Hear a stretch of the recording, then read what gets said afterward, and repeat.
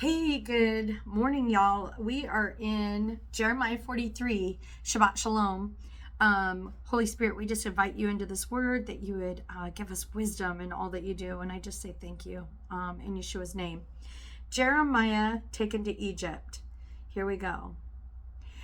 When Jeremiah had finished telling all the people all the words of the Lord their God, everything that the Lord had sent him to say, Azariah, son of Hoshaiah, Johanan, son of Kareah, and all the arrogant men said to Jeremiah, "You are lying.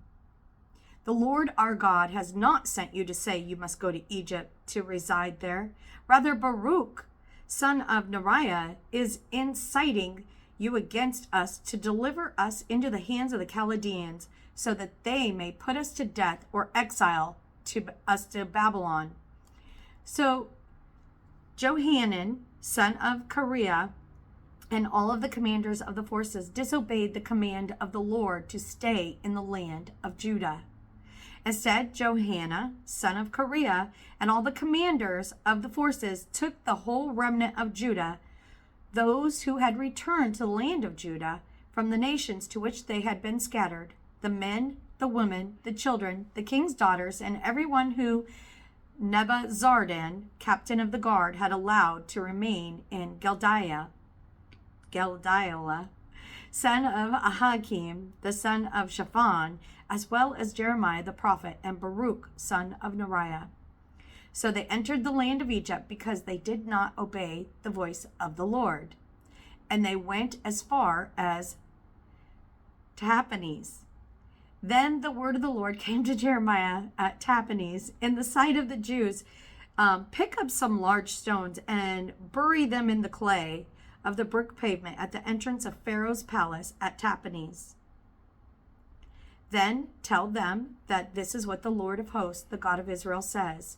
I will send for my servant Nebuchadnezzar, king of Babylon, and I will set his throne over these stones that I have embedded, and he will spread his royal pavilion over them. He will come and strike down the land of Egypt, bringing death to those destined for death, captivity to those destined for captivity, and the sword to those destined for the sword. I will kindle a fire in the temples of the gods of Egypt, and Nebuchadnezzar will burn those temples and take their gods as captives. So he will wrap himself with the land of Egypt, as a shepherd wraps himself in his garment, and he will depart from the unscathed. He will demolish the sacred pillars, of the temple of the sun in the land of Egypt, and he will burn down the temples of the gods of Egypt.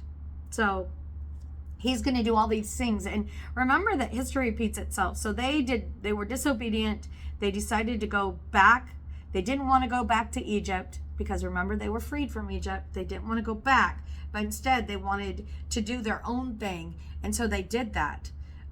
They went about and did and so now they're going to have to deal with the consequences of their actions for not obeying the voice of the Lord and not doing what he had asked them to do, but doing what they thought that they wanted to do. How many times in your life have you heard the voice of the Lord and understood that you were supposed to do something differently than what you did? We are all guilty of it. None of us are free of that. And he's calling us to be different, to be set apart as his children, to draw close to him in fasting and prayer, to seek his face and his voice, and to be obedient. Not so that he could be an unruly God over our lives, but so that he could guide us into peace and prosperity and a land flowing with milk and honey. I hope this helps you today. I pray that you go forth and you have a blessed Sabbath, and that you would spend your time in the Word and seeking God's face and just trying to hear his voice and getting closer to him. I hope this helps, and I pray you have a blessed day. Bye-bye.